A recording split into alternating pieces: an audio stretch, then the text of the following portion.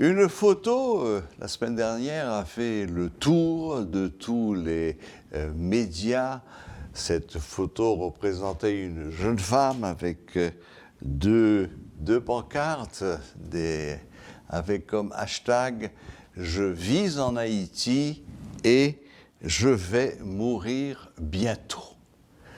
Inutile de vous dire que une telle déclaration a suscité beaucoup d'émoi, beaucoup d'intérêt, et nous avons la chance d'avoir avec nous ce soir en visioconférence la jeune femme qui est à l'origine de cette photo, de ce post.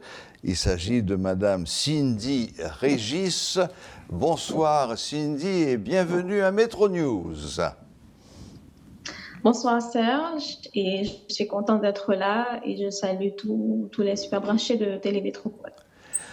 Bon, alors, évidemment, première question, qu'est-ce qui vous a poussé à annoncer ainsi bientôt votre mort prochaine? Est-ce que c'est la situation générale qui prévaut aujourd'hui en Haïti qui bouge complètement votre horizon, ou bien est-ce que vous avez été sujette à des menaces précises? Alors, si on considère la portée de ce que j'ai écrit par rapport à ma position, on va considérer les deux hypothèses que vous avez présentées ici. C'est soit que la situation générale du pays qui m'a conduit à cela, ou du moins j'ai été... alors, je sens le poids de la menace en même temps, puisque, comme je l'ai dit, je vis en Haïti et je vais mourir bientôt. Ça a créé un choc, pour vous répéter. Ça a suscité beaucoup d'intérêt, en effet. Au fait, le jour où je l'ai fait, je ne pensais pas que ça allait provoquer autant d'écho, mais quand j'ai vu toute la portée que cela avait sur non seulement ma famille, mes amis, mes proches, et aussi des gens que je ne connaissais même pas. Donc, je me suis dit, mais bon, c'est le temps de donner une suite à tout cela. Parce que, en réalité, c'était ce à quoi je pensais. Alors, je pensais surtout à ma situation personnelle. J'ai un fils qui vient d'avoir 11 mois. Je vis en Haïti et quand je pense à 5 ans plus tard, c'est comme on est en train de s'éteindre. C'est une race qui part en fumée, hein, la race haïtienne, puisque à considérer la situation du département de l'Ouest, qui est surtout le poumon d'Haïti, et qui dit poumon dit on respire par cet organe. Donc, rien ne fonctionne à la normale. Quand je dis rien, et je parle des institutions publiques, privées, et je parle aussi des Haïtiens qui évoluent dans la zone métropolitaine. On ne peut pas se dire que, OK, je vais sortir et c'est sûr, je vais rentrer chez moi, non. Il n'y a aucune garantie à cela et même les autorités responsables de notre sécurité ne peuvent nous garantir cela non plus. Donc, on est en train de s'éteindre. Donc, c'est pourquoi je considère les deux hypothèses, comme vous avez dit. La situation générale m'a poussée à faire cette déclaration. Et ensuite, oui, je sens que ma vie est menacée parce que qui dit qu'on n'a pas de sécurité et à n'importe quel moment, on peut être victime, on peut mourir d'une balle, même couché sur son lit chez soi ou en train de vaquer à ses occupations. Donc, oui. Considérant tout ça, j'ai fait la déclaration.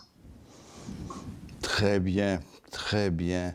Mais dites-moi, Cindy, est-ce que, en faisant cette terrible déclaration, quand même, une jeune femme apparemment en pleine forme, dans la fleur de l'âge, même si vous dites que vous êtes maman, personne ne vous croira, une jeune femme qui affiche son portrait et qui dit « je vais mourir bientôt », est-ce que cela signifie que finalement n'importe quel Haïtien vivant aujourd'hui dans la région métropolitaine de Port-au-Prince pourrait faire sien ce panneau que vous avez affiché. Moi, je pourrais demain matin aussi montrer ma tête en disant, voilà, je vis en Haïti, je vais mourir bientôt. Est-ce que cela est vrai de tous les Haïtiens?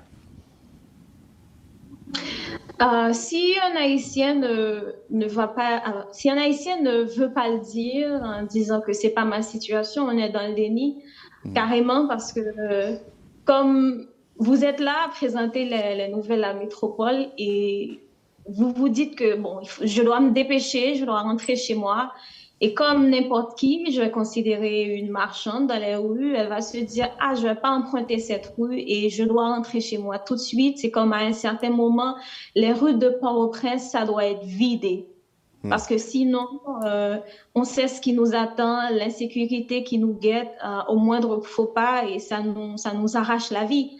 Donc, oui, il y a des gens qui se disent que, bon, côté foi chrétienne et côté la loi d'attraction, la parole, etc., je ne vais pas dire ça, mais cette situation pousse les Haïtiens d'un autre côté à le dire presque tous les jours.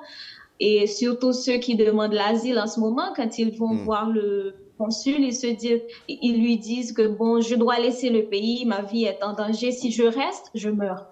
Donc, on veut partir et qu'est-ce qu'on fuit? C'est cette réalité, on fuit la mort en fait. Surtout la mort. Et d'autres cas de figure comme le chômage, on a la famine, on a l'éducation qui n'est pas assurée maintenant parce que et les écoles ferment leurs portes en bon nombre de parties et surtout ceux dans certaines zones on considère maintenant comme des zones de non-droit. Donc moins d'écoles et on a la PNH, on a les agents de police, les agents de sécurité qui te disent que bon, on ne peut rien faire, on n'a pas les moyens, on n'a pas les ressources, on n'a pas les techniques pour faire face à tout ça. Donc, oui, si un Haïtien se dit, bon, c'est pas ma réalité, c'est que l'Haïtien est dans le déni. Et je vais même beaucoup plus loin en disant qu'un Haïtien qui pourrait se dire, oh, moi, je ne suis pas dans le département de l'Ouest, je suis dans le département de Nord-Est, Nord-Ouest, et ça ne me concerne pas. On est encore dans le déni parce que aujourd'hui, en 2023, on est en mars 2023, et qui croirait que maintenant, si on vit la boule, il y a certaines zones, on considérait que c'était les zones qui ne seraient jamais touchées, mais maintenant, ça avance. Donc, jusqu'à quand et si rien n'est fait et comment on va vivre? Comment on va vivre en Haïti? Parce qu'il y a des gens qui disent que là, on est en train de survivre, et c'est vrai. Et qui dit survie, c'est comme entre la vie et la mort. Et on sent que comme rien n'est fait et que tout le monde a peur, on fait silence, on essaie de ne pas penser à cette réalité. Donc, qu'est-ce qui va arriver? Comme on est en train de mourir à petit feu, si on ne fait rien, on va finir par mourir. Hein? Précisément, vous venez de dire une parole qui m'intéresse. Vous dites « si on ne fait rien ». Est-ce que ce cri du cœur, ce cri des tripes que vous avez lancé, c'est pas aussi une façon de dire au peuple haïtien « réveillez-vous et faites face ». Personne ne va venir faire le travail pour vous. Comme ça a commencé à se faire d'ailleurs dans certains quartiers. Je sais que les gens de Malik se sont regroupés, les gens de Solino se sont regroupés pour faire face aux attaques de bandits. Évidemment, bon, les groupes d'autodéfense, on sait où ça commence, on ne sait pas où ça finit. Mais est-ce que c'était ça aussi, quelque part, votre but, hein, de secouer un peu le peuple haïtien en lui disant « si nous ne faisons rien, pour nous, personne ne viendra le faire à notre place ».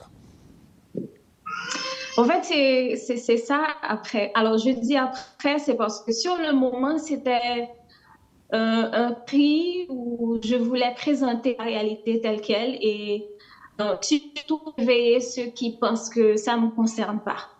C'est surtout leur dire que c'est ma réalité et que si tu y penses, c'est ta réalité parce qu'on habite, on est haïtien, on vit sur le territoire. Et c'est vrai que c'est notre réalité, c'est pas la mienne uniquement. Et je vais encore plus loin. Même les Haïtiens dans la diaspora, c'est aussi votre réalité. Pourquoi? C'est parce que il y a plusieurs types de morts et vous savez qu'il y a certains humains, on vit, mais au fond, on est mort. Je connais des gens qui vivent, mais au fond, qui sont morts parce que quand on n'a pas cet intérêt de vivre, on n'a rien on part dans la dépression totale et c'est comme, on est là, mais on n'est pas là-haut.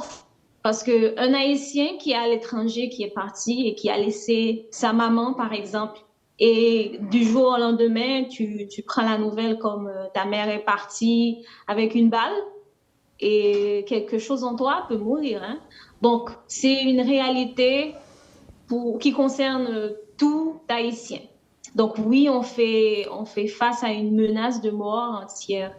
Et effectivement, j'ai mis bientôt. Quand j'ai dit bientôt, c'est-à-dire oui, quelque chose peut... On a encore le temps, on a encore les moyens, on a des ressources à mobiliser quand même pour éviter que cela arrive. Mais le problème, c'est le momentum à saisir.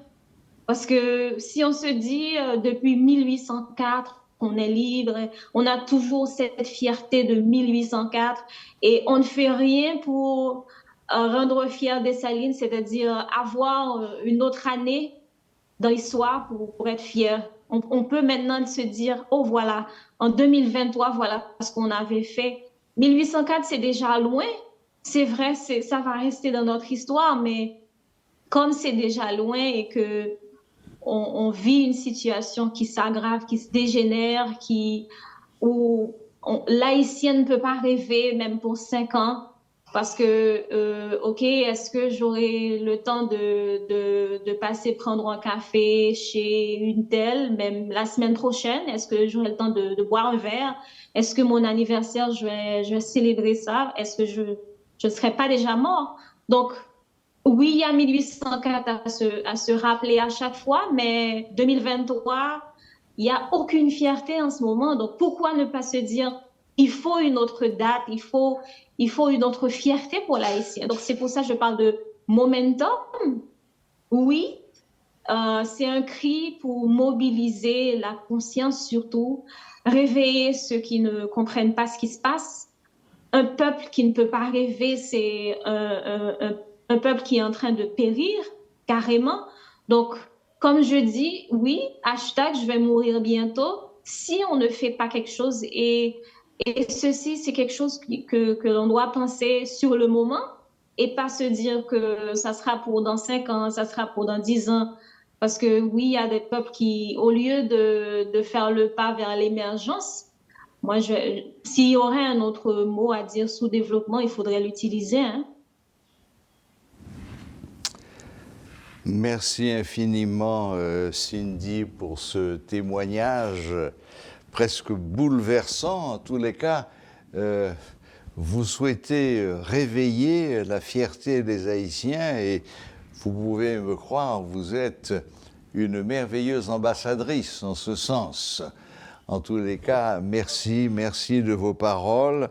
Merci de nous avoir quand même rassurés que vous n'aviez pas des menaces directes et précises d'un gang qui vous aurait annoncé qu'à telle date, à telle heure, Marvin Brown. Bon, donc c'est bien ce que nous avions pensé. Il s'agit de la situation générale du pays et que nous sommes tous concernés. C'était bien là le sens de votre « je vais mourir bientôt ». En tous les cas, espérons que vous allez être entendus, que votre appel, votre cri du cœur soit entendu et que cela réveille un petit peu les consciences et redonne un peu de fierté à l'haïtien.